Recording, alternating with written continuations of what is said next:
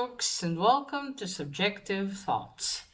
And our comic for today is Miss Truesdale and the Fall of Hyperborea, Issue 1 by Dark Horse Comics. Now there is violence, fighting, blood, limbs flying, occult, visions, reincarnation, and past life visions. So if you are in any way squeamish, dreams. So if you are in any way squeamish, you have been warned. Also, spoilers. Alright, here's our team. So Mike Mignola wrote this one. It's a story from the world of Hellboy as well. And I think this is the variant cover by him. I mean, I know this is Mike Mignola's art. I think this is a variant. Just a moment. Let me make sure. Let's see. Ah, yeah. Okay, I think this is the variant. All right.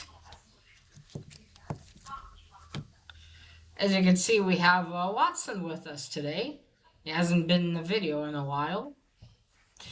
All right. So this is a new mini-series by Mike Mignola. It's supposed to have 4 parts. And then, well, as I've already said, it's from the world of Hellboy. So we begin our story. It's Paris. It's the 1800s, close to the 1900s.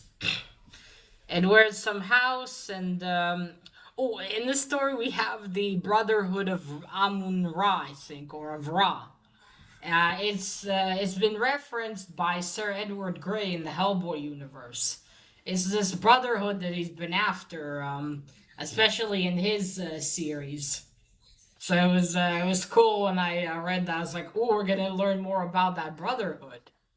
They tried to summon a demon from hell and all that shit. Right, so we're in, I guess, a house of theirs or something in Paris. And we see this woman, that's Miss Truesdale. And she's talking to the mother, what is she again? Their priestess or some shit. Yeah, I guess their priestess or some shit. Their majesty, holy mother, queen, whatever. So yeah, I guess their leader. So she summoned Miss Truesdale, who is part of the Brotherhood, to tell her about a dream she had. And she says for some reason this is one of her last dreams. She starts to tell of a time during the Golden Age, the Golden Days, the days of Ra. Amun-Ra, did they say? Yeah, she tells her those days. She says the story is only for Miss Truesdale. She won't tell it to the others. So we see it's the Hyperborean period, but not the Golden Age of Hyperborea. Like right towards the end of the Hyperborean age, where things turned really shit. We see an arena and we see a woman, fighting in that arena, fighting 2 other men. Which, okay, I'm not sure if this woman's a regular chick, or maybe she has some sort of hidden power, because, I don't see how she would fight 2 grown men, because those dudes are pretty big, and now she does have a weapon and some armor, and I guess you could also argue there's Red Sonja, but still, one of them hits her with a mace on the shoulder. And she doesn't have that much armor on that shoulder, alright? So it's a little hard to believe that she just walked that off. Like, how is her shoulder not broken? It hit her right on it. I mean, come on. Anyway, it's this chick, by the way. That's the warrior lady, and that's Miss Truesdale. So yeah, she's fighting. She wins. She gets applause and she goes back inside the building of the arena and sits down to clean her axe. And then a servant girl comes and brings her food. and they start talking. And she asks, "Are you new? Where are you from?" We get a backstory about this warrior lady. We don't know her name. She was a woodcutter. Her people were, and her whole family, they all chopped wood. And she was taken as a slave, and her brothers and father tried to save her, but they were killed. And then when she was in the cage with all the other women, one of the guards wanted to, impose himself on one of the really young girls. And she just got a burst of rage, and suddenly her father's axe was in her hand, the one she's holding. That's her father's, and she just went and beheaded him. So that was quite cool, actually. So yeah, that's why I'm saying I don't think she might be entirely human. Then they took her to a temple. They were going to sacrifice her, but then a priest that was there said, "Wait, she would be better suited to die in the arena." So they sent her to fight, and I'm guessing that for quite a while now she's been fighting and winning. So that's it. The story ends. The servant girl's about to leave, but then she says, "Don't drink the wine."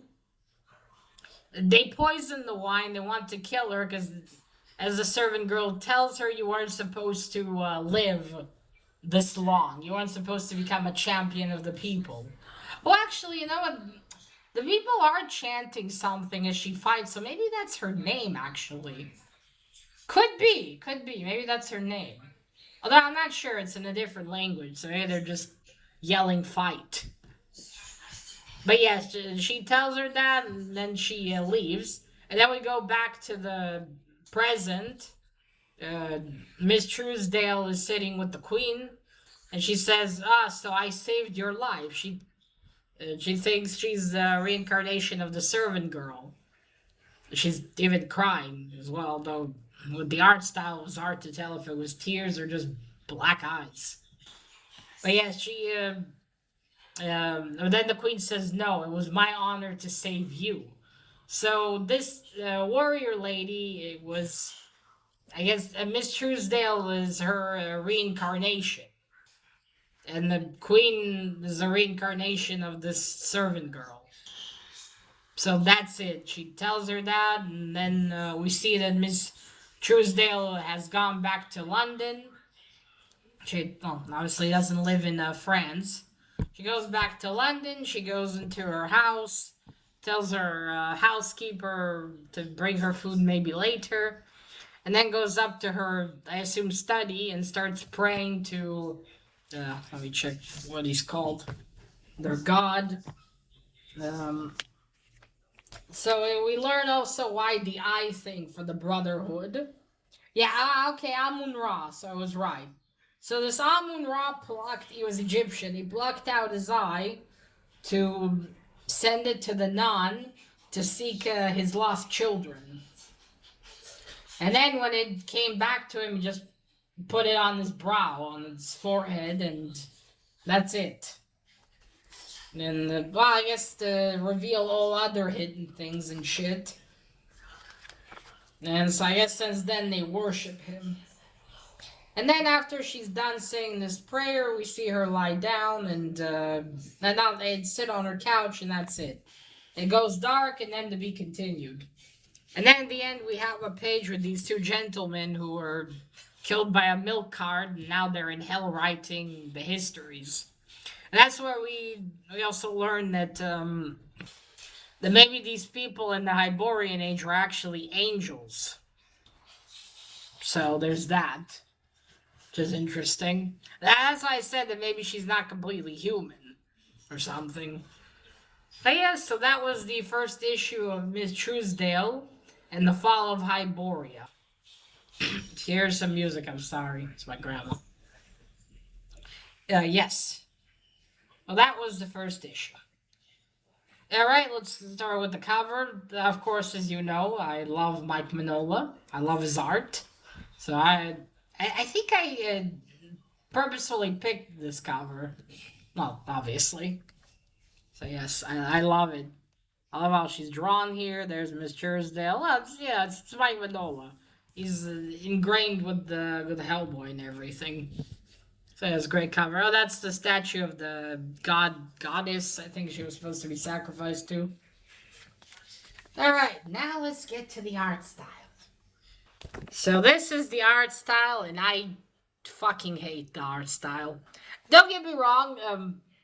I think technique-wise, everything's drawn fine. I mean, nothing, is drawn that terribly. I just really fucking hate this art style, and I don't like the dead color. You see, that's the Queen, that's Miss Truesdale. Since this new as always, I can just show you a couple of pages. You see, that's the Brotherhood. And you see, I just really hate this style, honestly. That's Hyperborea. And then you see it's turning to shit. There's the arena. So you see they're yelling something. Anuma Yesa. So I'm not sure if they mean her or maybe it's just something else. And you see this dude's already fucking dead. And there's her battle axe. So yeah, this is the art style, and I really, really don't fucking like it. It's just kind of ugly in some places. The details. Okay, some places where the details could be, need to be better because it's closer. They're not. Oh, fuck. There's one scene I wish I could show you, but it's further in and I can't. But it's just terrible, basically. Now, I get it. This is probably the style of it, but I don't fucking like it. It's just so bad. I mean, it didn't pull me out of the story or anything, but it's just, it wasn't captivating. Honestly, if the story was not that interesting to me, too, I think I would have just said fuck it. And just maybe quit. Yeah, it's, I haven't seen comic art in a long time that I really hated, but this was just oi. Just oi. So yeah, I won't continue harping on it. I really hate the art style. I wish Mike Mignola did the interior as well. Now, one might argue, Mike Mignola's art style also isn't, 100% realistic, but yeah, you're right, but I love his art style. And this art style, I fucking hate it. And the colors, oh my god, the colors. But it is what it is. Like I said, if I like the story, I'm willing to ignore the art. But yeah, this art is. Ugh. Alright, now to the story. Well, the story is interesting. This Brotherhood has intrigued me, the Amun-Ra Brotherhood. Because Mr. Serador Grey was very much obsessed with it. In the stories with him that I read, he to the end of his life, he tried to find them, to get to them, just to finally learn a bit about them, how they start. Well, we don't fully learn, but it's interesting. We see there's base, they had their queen, and now we have someone who was in the Brotherhood. I honestly thought that maybe she would be, that the story would be about something else. Maybe this was Truesdale also belonged to the BPRD, but no, she belongs to the Brotherhood of Amun-Ra, or the Brotherhood of Ra. I believe Sir Edward Grey tried to prove that they're real, maybe? I think his other members of the BPRD didn't think they are real. If I remember correctly, I could be wrong. But yes. So this is intriguing. I do wonder where these 4 issues will take us. Will there be, obviously it's going to tell the story of probably Miss Truesdale, but where's it going to lead in the end? We're just going to get some history about the Brotherhood and that's about it? Is Miss Truesdale somehow relevant in later stories? Does she end up betraying the Brotherhood or some other shit? Well, that's left to be seen, and I do look forward to find out. But I will say, next time when Mike Mignola releases some new series, because I did subscribe to this one, next time I'll just order the first issue to see the interior art first, I think. and then decide based on that. Now, I do find the story interesting, at least. As if I didn't, oi, because I got 2 more issues waiting for me, and then just, But yeah, we'll see. Yeah, next time I'll definitely get the first one. That's what sucks with previews sometimes. They only you see the interior very often. And it's like, come on, I want to see what's inside. What am I paying for? Yeah. But again, look, no offense to this art style, Jess Lonregan. My apologies if I butchered that. He or she draws fine, it's just not to my taste. And hey, if you love that art style, great. I just don't. Yeah, so that is it. If you're, if you're into Hellboy and the whole universe, I think you should give this a try. Especially if you're into the more expanded universe of Hellboy. I think you'll enjoy to find out about the Brotherhood, or maybe you're curious, because I sure am. All right, so that is it. Now remember, I liked what you're passionate about, and share it on YouTube. Bye.